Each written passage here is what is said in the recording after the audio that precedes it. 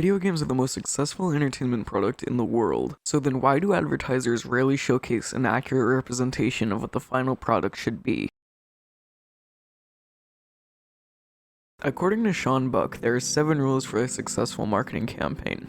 Those are: pick the right list or targeted demographic, tailor copy to your target audience, include a single offer, write copy to the length necessary to sell your benefits and call to action, get your piece opened. Don't ask the media to do all the heavy lifting. Follow up until they buy, die, or unsubscribe. Now, what do these rules really mean? Well, Rule 1 essentially means advertise to your demographic. Rule 2 follows that up with tailor to your demographic. If your game is part of a franchise, this step's easy. Tailor to the fans, but also make your game attractive to newcomers. And if you're not a franchise, target to fans of similar games in your genre. Rule 3 is expressed a whole lot more often than you may think, in the form of pre-order bonuses, which we all know are just mass-produced cheap bonuses disguised as limited edition toys which sway you into buying something early. But hey, if you find out about a pre-order bonus after the game launches, you can probably find it on eBay for like $5. But they work, so I don't see them going away anytime soon. Essentially, make your early adopters feel special. Rule 4 essentially means to teach your audience about what they're purchasing, as to make them feel like they have an informed decision and don't feel mistreated when the game launches. It's all about clarity. Rule 5 is to let the price be known right out of the gate, so that people can either A, open up their wallets and buy, or B, keep the product in the back of their head while they save up money for the product in question. Don't ask the media to do all the heavy lifting. This one's important. Make more campaigns and slowly reveal more about the product. Let the hype bring in sales. Don't rely on your campaigns to bring in sales. Make a good product, and the buzz on social media or among friends will push more copies. Lastly, keep changing things up. Make new advertisements, keep your name out there, and remind them they exist until a sale is made or both parties have moved on. Now, when video games come to mind, you may think that in terms of advertising, they're doing pretty good. But think back to the last time a video game actually showed you the gameplay in their announcement trailer. Yeah, it's probably been a little while. Video game advertisements are so weird. I mean, they blow millions of dollars on an incredible VFX budget that supposedly is an accurate representation of the final product, which we all know is usually a lie. And on the rare occasion that the trailer is an accurate representation of visual quality, we still have no idea what gameplay is like, or the game changes so much during development that by the time the game releases, the original trailer resembles a totally different game. Now, I'd like to take some time to go over some examples of good marketing, instances where marketing campaigns have backfired, and some examples of when marketing works too well. Cyberpunk. I love it when marketing goes straight to the point while also sprinkling in some half-truths along the way. This is mostly done in single-player games, and I think the Ghost of Tsushima: A Storm is Coming trailer does a remarkably good job of not revealing too much about the plot, the game's driving force, while also making the plot seem appealing. And while it is a cinematic advertisement or one that does not reveal much about the gameplay, any viewer can assume, purely based off the ad, that, oh, I play as a forsaken samurai in war-torn Japan. Which, after all, is the most basic plot synopsis I can give about this game's contents. But how could I talk about game commercials without mentioning the famous trailer for the original? And while I have never played any of the games in the series, this trailer exponentially increased the popularity of the original Mortal Kombat, turning it into the franchise we know today. The trailer makes you feel something, more specifically makes you feel like you're part of something, the Mortal Kombat revolution perhaps. With gameplay shown intermittently between the people shouting in the streets, it makes a both memorable impact for the people and the product, as what the commercial establishes is a connection between the brand and the fans. And as for every good advertisement, there are way more terrible ones. It is widely considered that the E.T. game for the Atari 2600 led to Atari's downfall, and ultimately the video game crash of 1983, but that's a whole other topic, and the ads directly show that. While the game is occasionally shown in the advertisements, take a listen to what the narrator claims and then look at what is shown and what's in the final product. It's the video game that lets you pretend you're E.T., running away from secret agents, falling into danger, finding a phone to call home, and discovering the best thing on earth, a friend. E.T., only from Atari. Nobody can tell what's going on whatsoever, with the perspective shifts, the nondescript visuals that, even for the era, barely indicate what you're supposed to do, and the fact that this game is supposed to act as a companion to the masterpiece that was Spielberg's original film sets it up for failure from the start. The ad makes it feel like you're supposed to feel excited, but when you pop in the cartridge, the immediate feeling is regret. Now let's talk about when marketing works too well, in the recent and infamous case of Cyberpunk 2077. Cyberpunk launched on December 10th, 2020 to universal praise on PC. Universal, wait, I paid $60 for this everywhere else.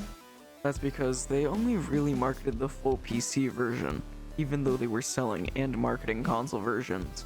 They promised the world and gave a slightly worse world, promising a revolutionary and lifelike open world, incredible AI with real, actual life cycles, groundbreaking physics, and way more. And although I found the game compelling and I actually quite like it, I was very much the minority. Do I trust CDPR to turn their game around? I hope so, and they appear to be making some strides in terms of self-reflection and improvement. But all those topics are for another time, which I may or may not be working on as we speak. But back on topic. They showed so much, and let's just take a look at things that were actually in the game and stuff that wasn't.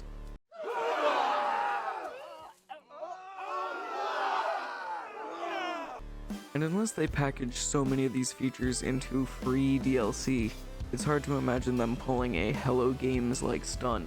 So let's see what time will tell. Or does CD Projekt Red have to get worse marketers because they're just too good at it?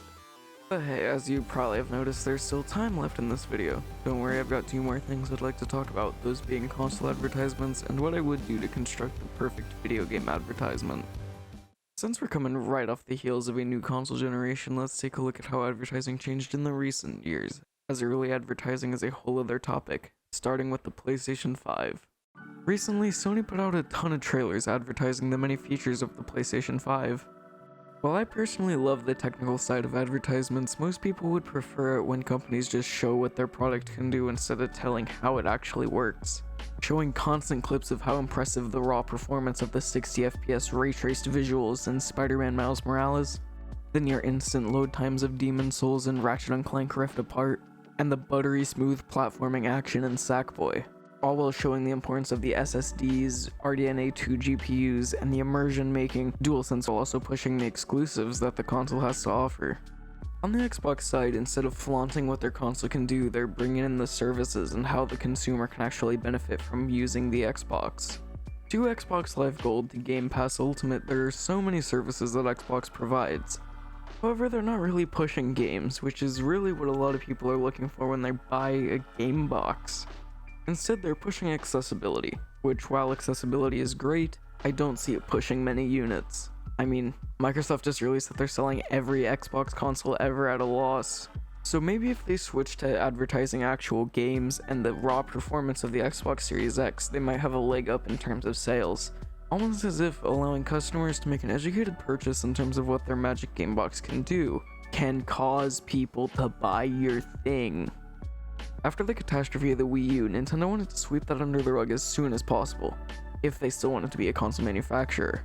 And what many people believed caused the Wii U to sell so poorly was its weird advertising schemes.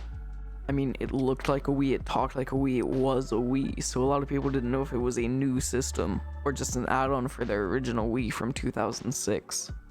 So when the revolution that would be the Nintendo Switch released, their advertising game seriously switched up. Get it? I'll leave now. Take a look at their advertising changes. I mean, it's night and day, less human characters presenting the products, and more show don't tell visually explaining the differences of the consoles compared to last time, why it's unique, its controllers, gimmicks, and the games. So now I'll demonstrate how to apply Sean Buck's marketing tactics to video games, with Spider-Man Miles Morales. Step 1, don't lie to your customers. No, in all seriousness, here's my actual ad. Immerse yourself in the world of web-slinger Miles Morales with the power of the DualSense controller and the revolutionary new PlayStation 5. Become Miles in a tale of self-discovery and adventure starting at $50 or get Spider-Man Remastered included for $70, only on the PlayStation. Remember, Miles, you're Spider-Man. Disclaimer, this is not a real PlayStation ad. It has been made under education as an example of when marketing can succeed. This is not an endorsement of the company. All I'm saying is marketing for video games, the majority of the time, can be incredibly deceptive. More often than not, companies are primarily just trying to please their investors, so they'll announce a game, flaunt recycled mechanics, Hey, what happened last time they forced out an unfinished product? Those investors weren't the happiest people either. So please, all I'm saying is save yourselves the effort and apologies and quit lying. Being honest with your customers makes your company seem more trustworthy, allowing you to potentially gain returning customers if you keep your promises. I mean, take a look at BioWare. They lied about Anthem, under-delivered, promising everything, and delivered an empty world. Anthem 2.0 is cancelled, and BioWare, the once great developers of Dragon Age, Mass Effect, and Knights of the Old Republic, will forever have their reputation ruined by a series of avoidable lies. The unfortunate truth is that now, more often than not, video game marketing is built upon lies, because video game marketing is weird, expensive, and a lot of the times, companies just don't know how to advertise. There's one group calling for them to announce everything, overhyping things, and just forcing them into an uncomfortable situation, and then there's the other side, the actual consumers who are going to be paying for that product, who are eventually going to feel betrayed because you made false promises about your own product. You're gonna lose several thousand customers, millions of dollars in revenue, all because of something you could have avoided. And I know in this video I make fun of Cyberpunk quite a lot, but I honestly believe that CD Projekt Red are good developers. I like every game of theirs that I've played, and from what it seems, they're turning themselves around for the better, and I hope that they can do good and make amends with their fanbase one day. Don't confuse this as me sympathizing for them. They just need to take this as a chance to learn and grow. Hopefully by this point you have a better understanding of the weird world of video game marketing. If you enjoyed, be sure to leave a comment and subscribe or check out another one of my videos on screen now. Thanks for watching.